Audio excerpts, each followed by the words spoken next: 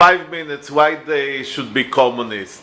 Cool. No, I don't do this. I hate 5 this. minutes. No, don't. 5 minutes. I hate this so much. 3 minutes. Early times, you remember, Normans spoke English, so it was a class distinction. Pig is for the poor people who have to raise pigs. Pork is for the rich because they eat it. Yeah, because they eat it. Pork comes from French because the early nobility, I think that even in contrast to all the films, Richard the Lionheart, he spoke mostly French. He barely spoke English. So pork is consumerism, pig is production, and swine is as a nickname for people. Let's go to it. What? I all thought, but you know that in that now I'm minimally serious. Do you eat pork or not? I do eat pork. Then it's okay, because I think there is in that salami, there is the way it smells. Mariam, there is no pork there. No, the pork is for No, really. the pork is for the pig. For the leader and the hero in my life, which is my father, suddenly all of this collapsed. And now I don't agree with his new ideology. At the same time, I'm worried about I get it from him, and now he lifted it away. You know what I mean? So, But the conclusion for me is only that we should begin again. 20th century communism is over, and we should be the first to criticize it. For me, the problem with liberal anti-communists is they don't even have a really good theory. It's still an enigma. What went so terribly wrong? My God, it started as a good revolution. It turned into a terror which was even worse than fascism sometimes. Yeah. So no continuity here. I don't have any nostalgia, but nonetheless it wasn't so bad. It ended in a total catastrophe. You cannot even justify it in this pragmatic way, when you say, okay, there was a little bit of terror, but they developed industry and so on. It didn't work. When people say, but Stalin nonetheless industrialized Soviet Union, people forget that in 1914, at the beginning of First World War, this is a myth. Russia was not some backward country. It was the fifth industrial state in the world. Okay, there were a lot of farmers, but there were a lot of industry. So the idea is, if Russia were to be left alone to develop as a normal capitalist bourgeois country, it would have been developed just as it was under communism. So you cannot justify it in this way. When people say, okay, Stalin was hard, but discipline was needed to industrialize the country. This is not true, simply. Also, when you read history of the economy in Soviet Union, how terribly ineffective it was. For example, they wanted to connect that Volga and Don, the two big rivers, and they think that over 500,000 people at least died there. They used convict labor.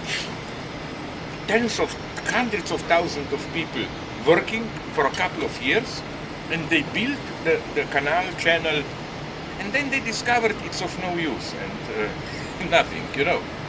It was so terribly which is a nice model of Soviet inefficiency.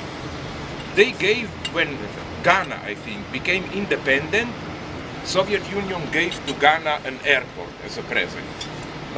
And they just delivered there the same equipment as they would have done it for a Russian airport.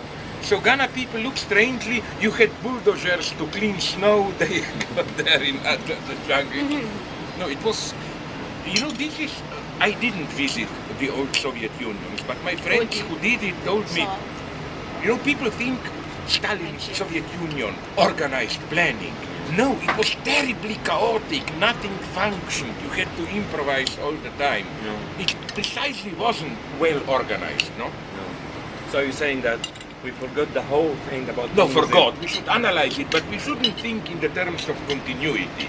No. We should fully accept it that 20th century communism was a mega catastrophe. Things were terribly wrong, and we should not think in these terms, this nostalgic, the same struggles will go on. No, it's different. But also, how ruthlessly pragmatic were Soviet communists. For example, I remember when I was young, I will skip there. Okay, just out of love to you. No, but how they were. I remember when I was young, I read Nasser, after he took power, liquidated the communists locally. But Soviet Union tolerated it because it mattered more to them to have an ally in. You know, they didn't care if you killed the local communists. But I like this in North Korea. You know, they have specified in the law, if one member of the family is accused of anti-state activity, it's not only the whole family. It goes into uncles, cousins, like 2 degrees further, all are arrested, sent.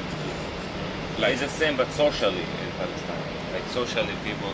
I mean, if somebody is accused to be the Israeli collaborator. Yeah, his family, like his sister, will not get married really easily. His father, his uncle won't like have business. But do they stay there, or they? No. If they were found out that they're collaborators, they get arrested, get killed, or they escape to Israel. But so you are talking more about those who are suspected of being too soft. No. There is suspected people, and if you don't have something really sure, you're not sure about it, you can't do anything. But when you get sure, and if he was like helped to kill some Palestinian leader, he could kill. But how do you get sure? It's not that you get from Israel, you go to Israel office, could you please confirm that this guy is our collaborator? No. So seriously, now how do you get sure? Look, absolutely, like if he caught him doing something. Yeah, like this. You know, okay. like the guy was in the phone and the leader was there and they heard him talking to somebody in the phone. There's kind of like spray you put and then the airplane can see it. You know. What kind of this luminescent spray? So yeah, it's like you put X display so it's the target so that airplane can shoot it. If you see, it was an invasion mainly. They caught people like doing this, like this is the target. Because this also, I know what Israel is doing. It's even to be full invasion. They call this precision bombing, which means you just kill some 20, 30 people around you.